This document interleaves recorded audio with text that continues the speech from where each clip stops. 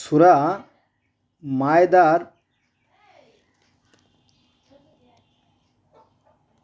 ১৩ নম্বর আয়াত থেকে ১৭ নম্বর আয়াতের বাংলা অনুবাদ।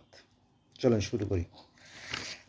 সূরা মায়দা আয়াত নম্বর ১৩। এখানে বলা হয়েছে, তাদের অঙ্গীকার ভঙ্গের জন্য তাদের অভিসম্পাত করেছি ও তাদের হৃদয় কঠিন করেছি। তারা কিতাবের শব্দগুলির আসল অর্থ বিকৃত করে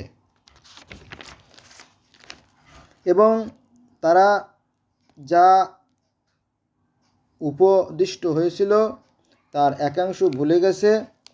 তুমি সর্বদা ওদের অল্প সংখ্যক ব্যতীত সকলকেই বিশ্বাসঘাতকতা করতে দেখতে পাবে। সুতরাং ওদের ক্ষমা করো ও অপেক্ষা করো, নিশ্চয় আল্লাহ পরোপকারীদের ভালোবাসেন। সূরা মায়দা আয়াত নম্বর ১৪। এখানে বলা হয়েছে, এবং যারা বলে আমরা খ্রিস্টান, তাদেরও অঙ্গীকার গ্রহণ করেছিলাম, কিন্তু তারা যা উপদিষ্ট হয়েছিল তার একাংশ ভুলে গেছে।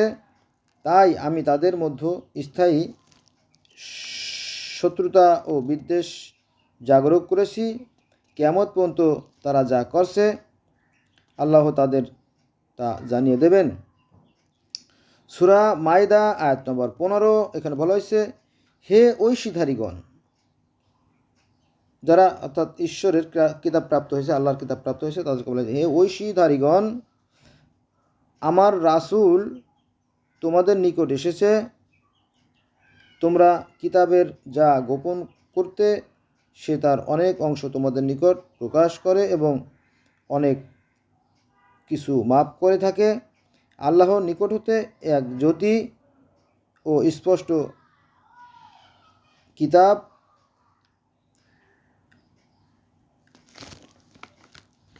এসেছে।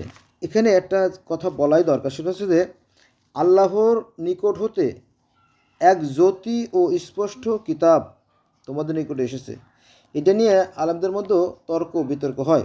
এখানে জ্যোতি বলতে আপনার সেই যে জ্ঞান হচ্ছে এক প্রকার আলো, যেটা মানুষের ভিতরকার জড়তা, হীনতা, দুর্বলতা, ভীরুতা, কাপুরুষতা, তারপর অন্ধকার দিকগুলো দূর করে আলোর পথে নিয়ে যায়, সেই জ্ঞানের আলোর কথা বলা হয়েছে। এবং অন্য অন্য আয়াতে অনেক জায়গা এই কোরআনকে আলোর সাথে তুলনা করা হয়েছে আর কি, জ্ঞানের আলো আর কি। এই জিনিসটা নিয়ে ভুল ব্যাখ্যা করে যে নবীকে আলো বলে, আলো বা নূর বা জ্যোতি বলে নবীকে। আবার কেউ কেউ আবার নবীকে আল্লাহর সমতুল্য বানায়, যে তিনি স্বয়ং আল্লাহ। আল্লাহর নিকট হতে এক জ্যোতি ও স্পষ্ট কিতাব তোমাদের নিকট অবশ্যই এসেছে। এটা ভাবনা আপনারা সূরা মায়দার ১৫ নম্বর আয়াতে। আচ্ছা, ১৬ নম্বর আয়াতে বলা হয়েছে, যারা আল্লাহর সন্তুষ্টি পেতে চায় এ দ্বারা তিনি তাদের শান্তির পথ দেখান এবং নিজ আদেশে অন্ধকার হতে আলোর দিকে নিয়ে যান এবং ওদের সরল পথে পরিচালিত করেন। সূরা মায়দা আয়াত নম্বর ১৭।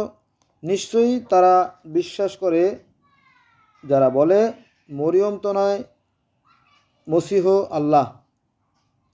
বলো, আল্লাহ মরিয়ম তো নয়, মসিহ তার মাতা এবং পৃথিবীর সকলকে যদি ধ্বংস করতে ইচ্ছে করেন তবে তাকে বাধা দেওয়ার শক্তি কার আছে?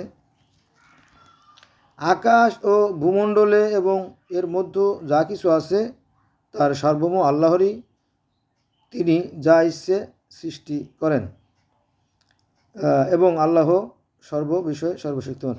বন্ধুরা, এখানে একটা রহস্য লুকায় আছে, যেটা সবাই উপলব্ধি করে কিনা জানি না।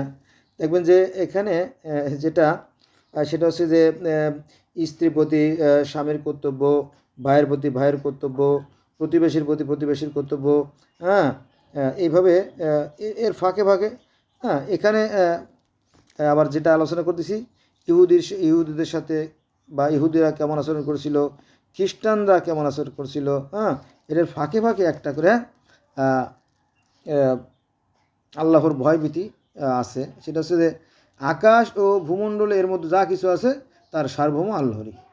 তিনি যা ইচ্ছা সৃষ্টি করেন এবং আল্লাহ সর্ববিষয়ে সর্বশক্তিমান। এটা হচ্ছে আপনার একটা রহস্য, হ্যাঁ, যে দাসদের সাথে কেমন ব্যবহার করতে হবে, তার মধ্যে আল্লাহ সর্বশক্তিমান। দাসীদের সাথে কেমন ব্যবহার করতে হবে, সর্বশক্তিমান। তারপরে প্রতিবেশীর সাথে কেমন আচরণ করতে হবে, শক্তিমান। ইহুদিরা কি করতো,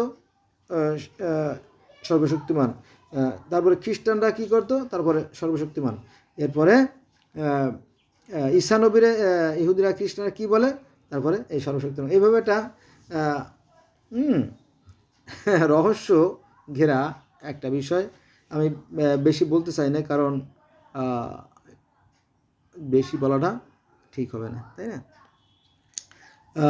আমার মনে হয় আমরা কোনো একটা ফাঁদে পড়ে গেছি। ওই যে কবুতর যেমন জালে আটকে গেছিলো, ওরকম তো একটা ফাঁদে পড়ে গেছি আমরা। আসুন আমরা চিন্তা ভাবনা করি, আমাদের বিবেককে কাজে লাগাই। ধন্যবাদ সবাইকে।